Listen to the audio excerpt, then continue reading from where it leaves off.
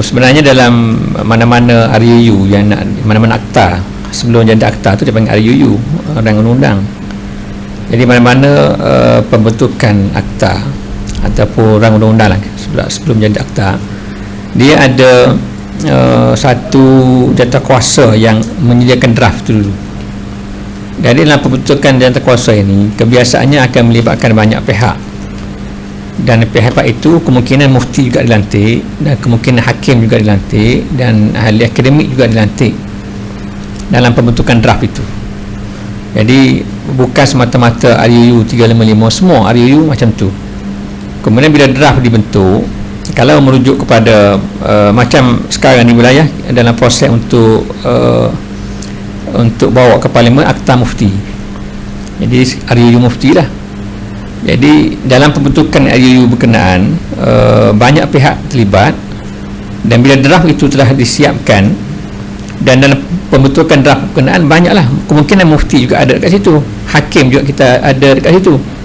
Bila dah siap draft, akan dibentangkan dalam kalau di wilayah lah sekarang ni akan dibawa kepada penasihat undang-undang JAKIM dan dimurnikan di situ, kemudian dibawa kepada jawatakuasa teknikal harmoni sivil syariah.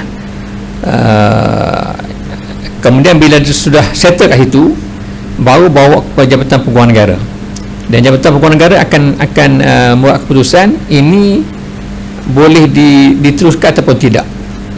Jadi yang akan bawa ke parlimen menteri. Jadi perlu ada juga keputusan dasar daripada kabinet. Jadi begitu prosesnya. Jadi mana-mana RUU dan mana-mana akta yang nak dibawa ke parlimen, itu proses itu mesti dilalui.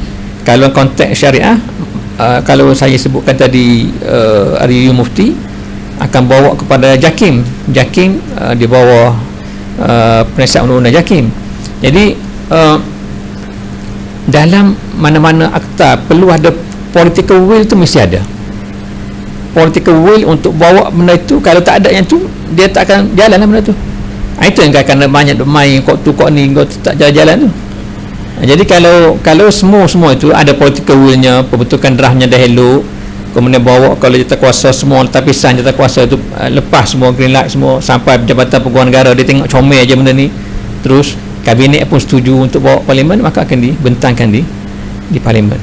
Jadi dari segi penglibatan mufti dan hakim, dia akan tengok kepada masa pembentukan jawatakuasa tadi, adakah dilibatkan ataupun tidak. Kalau akta berkenaan ada kaitannya dengan kepakaran dan keperluan mufti ada di situ, maka mufti juga akan lantik dalam pembentukan draft berkenaan. Hakim sudah tentulah, sebab dia dalam keseluruhan perjalanan itu hakim mesti akan selalu dirujuk lah. Tapi maknanya kalau kabinet akan buat keputusan, dan juga kalau dalam melibatkan negeri yang majlis juga akan perlu ada keputusan dasar untuk dibawa benda itu, dan tuanku akan tengok bila majlis agama Islam putuskan ada keputusan dasarnya nak bawa benda itu, tuanku akan menilai dan sama ada tuanku berkenan ataupun tidak untuk diteruskan. Jadi proses tu dia banyak tahun juga kadang-kadang untuk nak settle benda tu. Untuk nak buat draft itu pun sudah satu cukup cabaran yang besar lah. Jadi bukan benda yang mudah lah.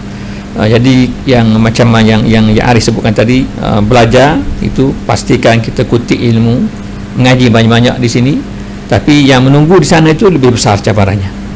Yang menunggu dalam dunia yang sebenar, yang kita terpaksa laksanakan ilmu kita belajar itu yang prosesnya cukup